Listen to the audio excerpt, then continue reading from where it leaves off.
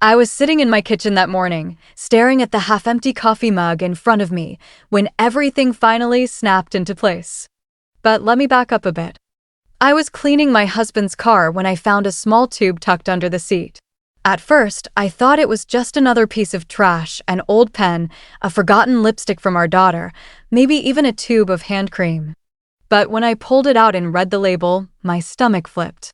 It wasn't hand cream. It was lubricant. I didn't scream. I didn't cry. I didn't even confront him. Instead, I slipped the tube back, and later that evening, when he was in the shower, I quietly replaced it with a nearly identical tube, industrial superglue. That single, silent decision set off a chain of events that would drag firefighters to our street, turn our neighbors into live spectators, and finally hand me the revenge I didn't even know I was capable of. And if you're here listening, don't forget, I want to know where you're watching from. Drop it in the comments, hit the like button, and subscribe. Because what you're about to hear is a story about betrayal, humiliation, and the sweetest revenge a wife can serve. The glue sat in the glove compartment like a ticking time bomb, but for days nothing happened. My husband went about his routine with that smug confidence he thought he hid so well. Late nights at work. Sudden trips to the store. Text messages he'd angle away from me at dinner. I had learned to read his body language like a second language, every shift of his shoulders, every fake smile. The worst part wasn't even the betrayal. It was the silence. The way he made me feel small, invisible, replaceable. I had given him 20 years, a home, a daughter, and all my love. And in return, he gave me lies. So I stopped playing the role of the silent, suffering wife. Instead, I played the role of the patient hunter. One Friday night, the house was unusually quiet. Our daughter was at a friend's sleepover, and my husband mumbled something about working late. He didn't know I had already tracked his work nights. He didn't know I had screenshots of his messages. He didn't know I had quietly begun documenting everything: bank transfers, hotel reservations, receipts. Every thread of his secret life, I had gathered neatly into a file. When I heard his car engine fade into the distance, I grabbed my phone. My hands trembled, not from fear, but from anticipation. I had already set up a small camera in the driveway across from our neighbor's hedge, angled perfectly at the spot where he always parked. I wanted evidence. Not for the police, not even for the court, but for me. Proof that I hadn't imagined it. Proof that my intuition had been right all along. The footage that night was almost cinematic. His car pulled up, headlights slicing through the darkness. The passenger door opened, and she stepped out. Blonde hair tumbling over her shoulders, a laugh that cut through the night. She leaned across the seat, kissed him like she belonged there, like I didn't exist. My chest tightened, but I didn't look away, because I knew what was about to happen. The next morning, I heard him groaning in the shower. At first, I thought it was just him nursing a hangover. But then I caught fragments of his curses, sharp and panicked. Damn it, what the hell? I stayed in the kitchen, sipping my coffee, forcing my face into a mask of calm. When he finally emerged, his skin flushed, his movements awkward, I almost laughed. Almost. By the afternoon, the entire neighborhood knew something had happened. Sirens wailed down the street. An ambulance pulled into our driveway, followed by a fire truck. I stood on the porch, arms crossed, as uniformed men rushed inside. Neighbors clustered at their fences, whispering, pointing. Phones recorded. And then I saw them carry him out, him and her. Together. Stuck together. The gasps from the crowd were louder than the sirens. The blonde mistress tried to hide her face, but it was too late. The cameras were already rolling. Do you know what it feels like to stand there, watching the man who humiliated you be carried out in front of everyone, his affair exposed not by your tears, but by his own shame? It felt like oxygen after drowning. But here's the thing, this wasn't the climax. This was just the opening act. Because while the neighbors gossiped, while the firefighters struggled, while he begged under his breath for me to help him, I was already 3 steps ahead. That night, after the chaos, I sat at my kitchen table with a thick envelope in front of me. Inside were not only divorce papers, already signed and notarized, but also the evidence I had collected: bank statements, messages, proof of his financial betrayals. I rehearsed what I would say when I handed it to him. Not in private, no. He didn't deserve that. I would do it publicly, just like he had humiliated me. And the perfect opportunity came sooner than I expected. Our daughter's graduation was only a week away. He had already promised to attend, pretending to be the proud father. Pretending to still be the man who once held my hand through hospital corridors when she was born. He thought he was in control. But the truth? He had already lost everything. I'll stop here for now. Because what happened at that graduation ceremony was beyond even my imagination. The hall was still vibrating with whispers long after I walked out with my daughter's hand in mine. Yet, in the middle of that storm, my husband stood frozen, clutching the envelope like a man holding onto the wreckage of a sinking ship. But what no one realized, not my friends, not even my daughter, was that the envelope had contained more than divorce papers and financial proof. I had planted a fuse, and it was only a matter of time before it exploded. I couldn't breathe. My throat felt tight, my chest constricted. My palms were slick against the papers I had been forced to read aloud in front of the people I most needed respect from. Her voice still echoed in my head, steady, sharp, merciless. You are free now. Just as I am free. Free? No. I wasn't free. I was shackled. Shackled by humiliation, by the smirks of so-called friends, by the betrayal of the woman who had once promised to stand by me. And then I saw her, my girlfriend. Or, at least, the woman I thought would save me. She was already at the door, her heels clacking against the polished floor like gunshots. She didn't even glance back. Wait, I croaked. My voice cracked raw. But she didn't stop. The worst part wasn't that she left. It was the look she gave me before disappearing, a look of disgust, like I was nothing but a fool she had entertained until the drama grew too loud. And the whispers, God, the whispers. Pathetic. Cheated on his wife in public? She destroyed him without raising her voice. The walls closed in on me. Everyone's faces blurred, but I could feel their judgment piercing me like needles. I wanted to run after my wife, demand answers, beg her not to destroy me further. But I couldn't move. My feet were rooted to the ground, bound by shame. That's when I noticed something at the very bottom of the envelope, a small USB stick taped inside. My heart skipped. What was on it? Panic surged. If she had gathered documents, could she have gathered videos? Emails? Recordings? I felt my stomach twist. She had always been smarter than I gave her credit for. And now, for the first time, I realized she wasn't the weak woman I thought I could betray. She was my executioner. I couldn't stop shaking. One moment, I had been the happiest girl in the world, cap and gown, diploma in hand, ready to celebrate with the people I loved most. The next, my world shattered like glass. Dad, with another woman. Mom, with divorce papers. My friends. My professors. Everyone watching. I wanted to scream at them both. How could you ruin this day for me? But when I looked at my mom, I saw something I had never noticed before. Strength. Quiet, unyielding strength. She hadn't cried. She hadn't begged. She hadn't fallen apart like I expected. Instead, she walked out with her head high, holding my hand as though I were the one who needed protection. Maybe I did. But when I glanced back at my father, I didn't see strength. I saw a man unraveling, his shoulders hunched, his eyes wild. For the first time in my life, I wasn't proud of him. I was afraid of him. And that terrified me more than anything else. The car ride home was silent, except for the sound of my daughter's soft sniffles. I didn't want her to see me break, not yet. Not while the ashes of our family were still smoldering. I reached over and squeezed her hand. Sweetheart, none of this is your fault. You hear me? None of it. She nodded but didn't speak. Her eyes stared out the window, reflecting the city lights as we drove.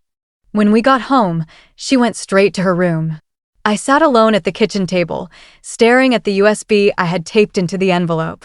I hadn't told anyone about it, not even my lawyer. On that USB was the final card I had to play.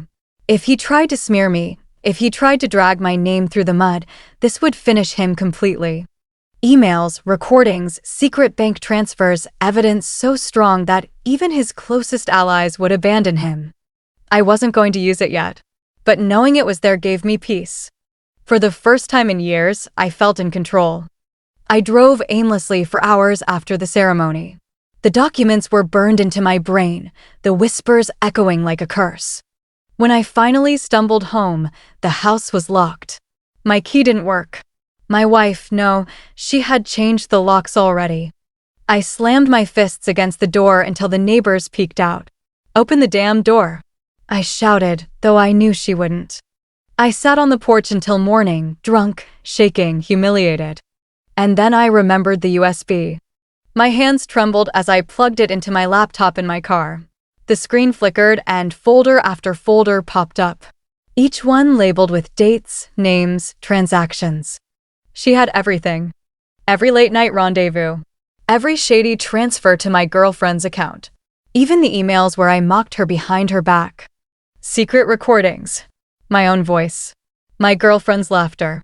I ripped the USB out and threw it against the dashboard, my breath ragged. She could ruin me. Completely. And I had no idea how to stop her. Mom moved quickly. Lawyers. Bank accounts. House deeds. It was like she had been planning this for years. Dad called, texted, begged to see me. But I couldn't. Not after what I had seen. And then, one evening, he showed up outside my campus. His eyes were bloodshot, his clothes wrinkled, his voice desperate. "Sweetheart, please. I made a mistake. I need you. You're the only one left who believes in me." But the truth was I didn't believe in him anymore. Not the way I used to. Not after the way he had humiliated Mom. Still, he was my father. And part of me couldn't just cut him off. "Dad, you need help," I whispered. "Real help." He grabbed my arm, his grip too tight. "No. I need you. You don't understand. Your mother is trying to destroy me." I pulled away, my heart racing. "She's not destroying you. You did that yourself." And with that, I walked away, leaving him standing in the rain, shouting my name like a ghost desperate to be remembered. Weeks turned into months. The divorce finalized. The house was mine. My daughter chose to stay with me. But I wasn't naive. I knew my husband was spiraling. I knew he would try something reckless. And then, one evening, my phone buzzed. An anonymous email. No subject line. No text. Just a video attachment. I hesitated, then pressed play. It was him. My husband. Sitting in a dark room, his face pale, his eyes bloodshot. "You win," he said, his voice hoarse. "You've taken everything from me. But don't think you're safe. If I go down, I'm taking you with me." The screen went black. My blood ran cold. He wasn't finished. Not yet. And that's when I realized this wasn't just a divorce. It was a war. The email haunted me for days. Every time I closed my eyes, I could see his face in that dimly lit room, angry, broken, dangerous. "If I go down, I'm taking you with me." But here's the thing, he was already going down. He just hadn't realized how deep the fall would be. I sat at the kitchen table, the glow of the laptop screen casting long shadows on the walls. The USB lay beside me, its metal surface cold against my skin. I had promised myself I wouldn't use it unless I had to. But his message had changed everything. He wanted a war? Fine. I would end it. The next morning, I met with my lawyer. "Release everything," I said firmly, sliding the USB across the polished desk. Her eyebrows shot up. "Everything?"